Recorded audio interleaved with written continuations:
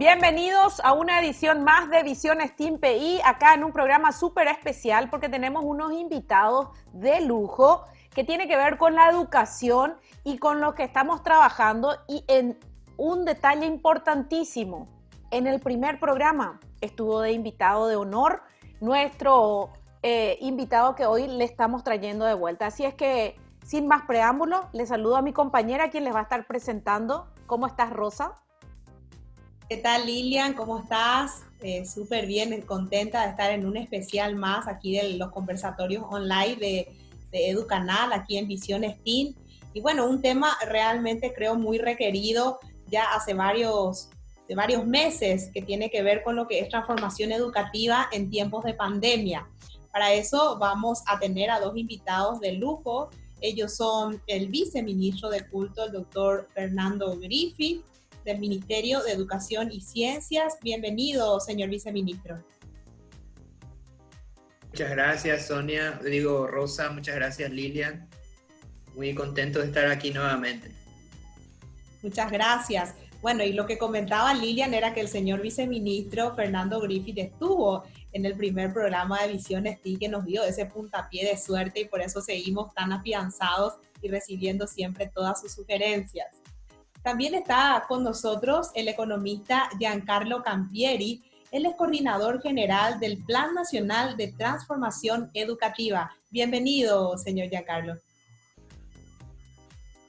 Gracias, Rosa. Gracias, Lilian. Muy contento de estar participando en el programa de ustedes.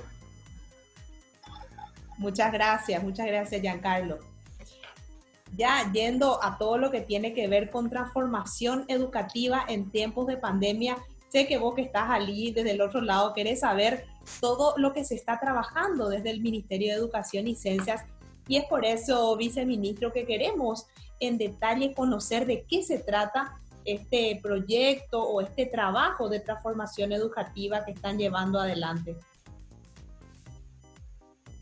Bueno, el proceso de transformación educativa en realidad es un proyecto, ¿no?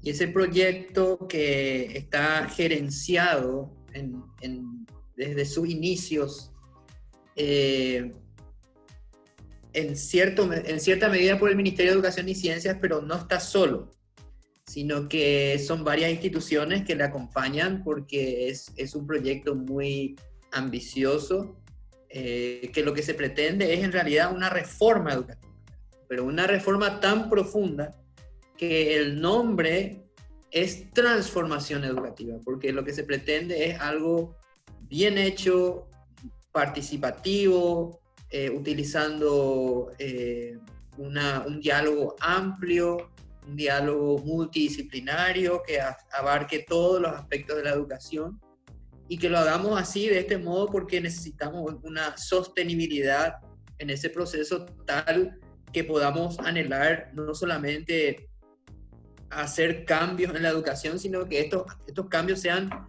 cambios que puedan ser sostenidos en el tiempo, que persistan los gobiernos, ¿verdad? Porque ese es un error histórico que siempre hemos cometido, de que hemos tenido muchísimas reformas, ya más de 5 en total. Sin embargo, nunca se ha terminado de implementar la visión plasmada en esos documentos.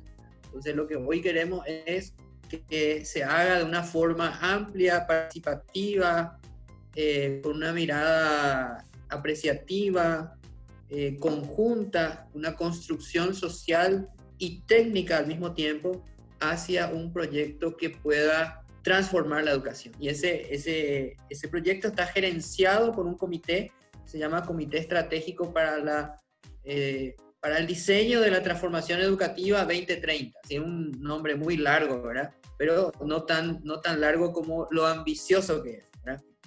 Y ese comité está integrado por 4 miembros de la sociedad civil y por 4 ministros, ¿no? El ministro de Educación, el ministro de la Secretaría Técnica de Planificación, el ministro de Hacienda y el ministro de Gestión, de la Unidad de Gestión Presidencial.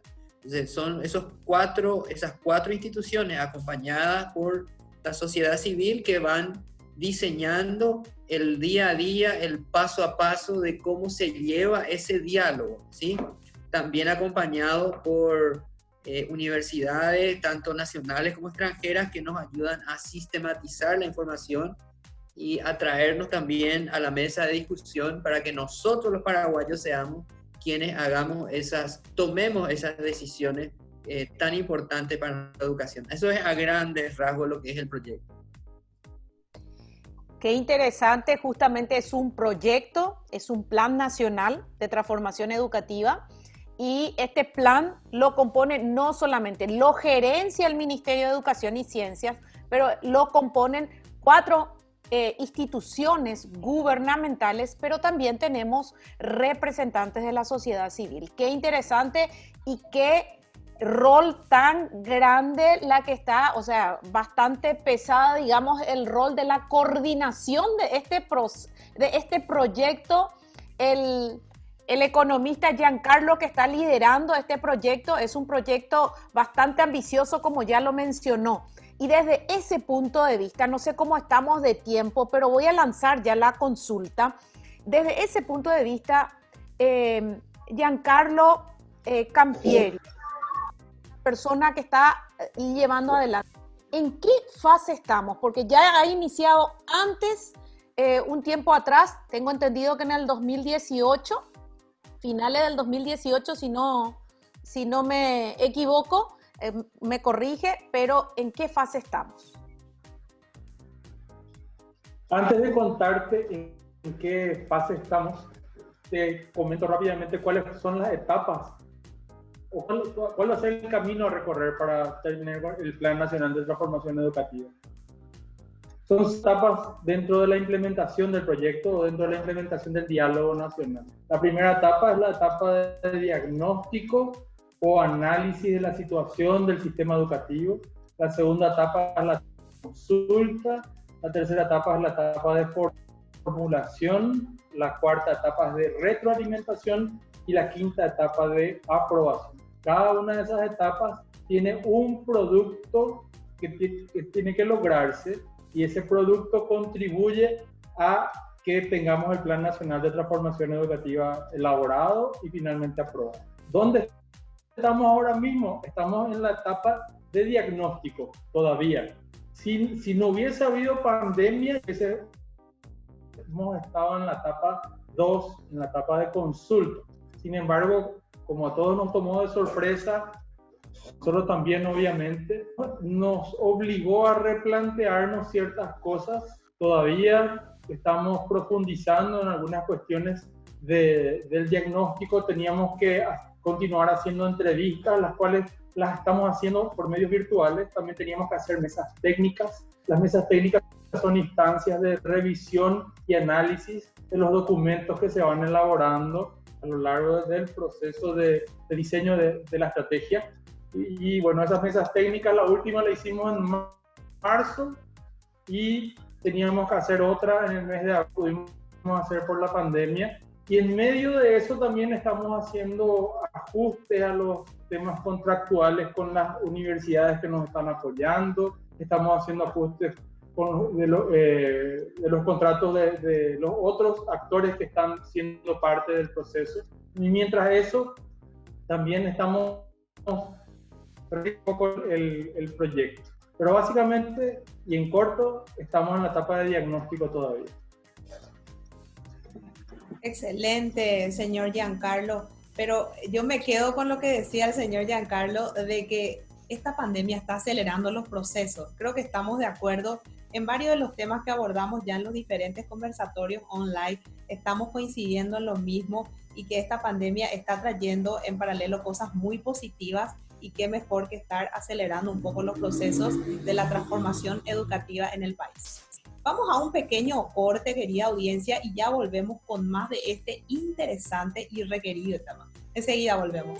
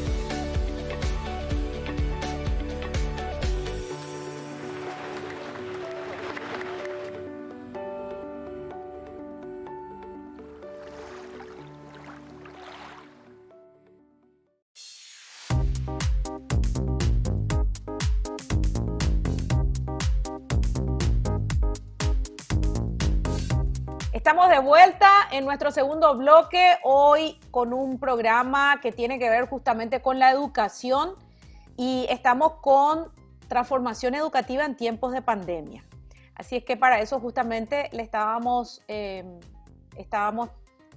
conversando con el viceministro Griffith y nos estaba presentando de qué se trata transformación educativa y ahora queríamos tocar el tema, como es un proyecto interinstitucional, quisiéramos saber desde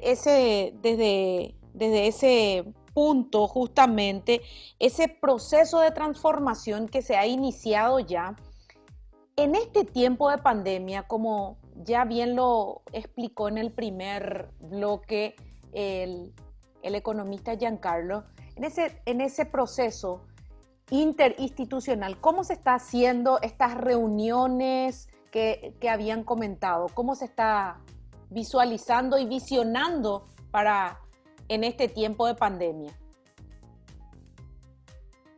Bueno, este es un tiempo de rediseño también del propio proyecto, porque nos obligó a tomar decisiones respecto a este nuevo escenario, ¿verdad? Pero quiero rescatar algo que dijo Rosa, que se aceleran los procesos, ¿verdad? Y aparentemente lo que tenemos es lo contrario. Sin embargo, tiene razón Rosa, se aceleran los procesos. Porque en realidad, hoy, así como estamos, ustedes saben también, igual que nosotros, que la discusión sobre la educación está sobre el tapete. Todo el mundo está hablando de la educación, de si las clases virtuales funcionan, de que si se puede reemplazar a lo físico, de si estamos preparados, de si la conectividad, o sea, todas esas situaciones que hoy nos hacen hablar de la educación, eso es lo que teníamos pensado hacer en la etapa también de participación ciudadana. O sea, que está ocurriendo realmente el proceso, solamente que se está dando de una manera desordenada porque no está siendo sistematizado ese diálogo como estaba pensado en el proyecto, ¿verdad? Sin embargo, se está hablando y ese era un objetivo del proyecto, que la gente hable, que la gente se apropie de la idea, de la importancia de la transformación educativa del Paraguay, ¿verdad? Hoy nos damos cuenta de falencias que teníamos hasta antes de enfrentar la pandemia, que por cierto son falencias muy comunes en todo el mundo, en términos de conectividad, en términos de capacidad del docente de ingresar al mundo digital, capacidad de dar clases virtuales, bueno, pero hoy no solamente estamos en un proceso de que todo el mundo opina y que menos mal que es así, sino que además la propia educación se está rediseñando, ¿verdad? Hoy nos toca a nosotros como MEC ser gerentes de programas televisivos, productores de televisión, generadores de contenido, hasta animación, programación, o sea, nos estamos rediseñando y eso va a ser algo muy bueno, porque eso va a quedar ya, por más que volvamos a las aulas físicas, eso ya va a quedar como un bien ganado, a pesar de los momentos difíciles que estamos pasando como institución, porque ese rediseño causa incomodidad, ¿verdad? Fuera y dentro de la institución, ¿verdad? Así que tiene razón, Rosa, hay un aceleramiento más que un enlentecimiento. Ahora, ciertamente el proyecto va a durar quizás más de lo que se esperaba, porque Giancarlo lo citó, ahí teníamos la idea de que nuestro plan iba a estar concluido allá por el mes de noviembre y que en el mes de diciembre íbamos a hacer un gran congreso nacional por la educación donde la gente va a validar, pues, iba a apropiarse de ese plan para decir sí, esto es lo que queremos o no. Bueno, pues eso no se va a dar ya este año, es muy difícil porque los procesos van a extenderse hacia el 2021 para poder concluir el proyecto. Quiero rescatar dos cosas, señor viceministro, de lo que acaba de mencionar. Primero que es importante que sepamos que todos estos inconvenientes que atravesamos y que muchos de ellos ya los superamos, hablamos del tema conectividad y todo el tema de la estrategia de cómo manejar este tema de educación a distancia, lo tuvieron también otros países y hasta países de primer mundo. O sea, porque nadie, esto es una pandemia, señores, a nivel mundial estamos pasando todo esto, entonces los demás países también atravesaron, lo fueron superando de alguna u otra manera, así como lo estamos superando nosotros. Y lo otro que rescato es que este plan de transformación digital, de transformación educativa, digo bien, ya venía realizándose o gestándose antes también de la pandemia.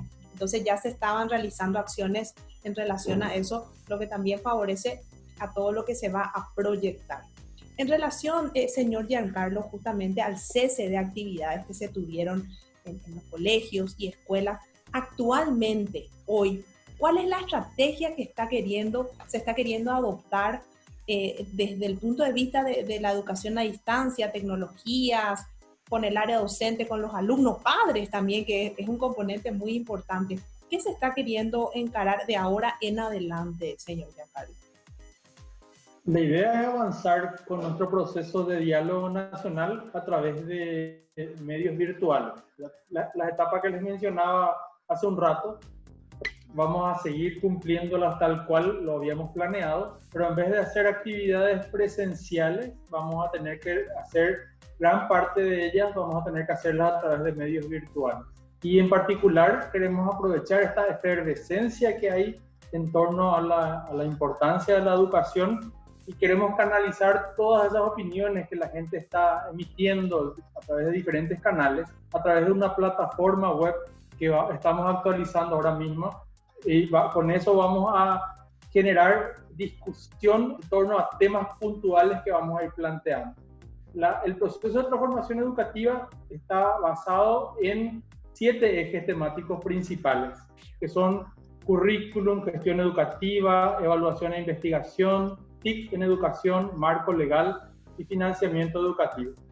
Además de esos ejes temáticos, tenemos ejes transversales, como son interculturalidad, inclusión y enfoque de derechos. La idea es que nosotros vayamos lanzando preguntas respecto a cada uno de estos ejes y que la gente opine sobre cómo, por un lado, cómo percibe la situación del sistema educativo actual, qué cosas deberían mejorar, pero por otro lado, y lo más importante, qué es lo que ellos sueñan para su sistema educativo. Entonces, en base a eso, podemos ir construyendo un modelo ideal. En base a eso, vamos a ir conectando todos estos elementos o ejes temáticos y vamos a tener insumos suficientes para ir a la tercera etapa del proceso, que es la etapa de formulación. Entonces, nosotros con el diagnóstico terminado, más la sistematización de todo el proceso de consulta, que luego vamos a complementar con actividades presenciales. Hasta ahora decimos, vamos a avanzar por medios virtuales, pero también creemos que va a ser importante que nos reunamos, y para eso queremos, una vez que tengamos más claridad sobre cuándo vamos a poder hacer esta clase de reuniones, vamos a hacer las mesas temáticas y vamos a hacer también las mesas técnicas de la etapa de consulta. Ok, excelente. O sea, estamos justamente, seguimos en el proceso de diagnóstico y bueno, se va a acelerar digamos, en algunos puntos como son los ejes temáticos según entendimos. Bueno, nos vamos a un corte y volvemos en el siguiente bloque. Vamos a profundizar sobre esos 7 ejes que justamente había mencionado el señor Giancarlo Campieri. Volvemos enseguida, no te muevas.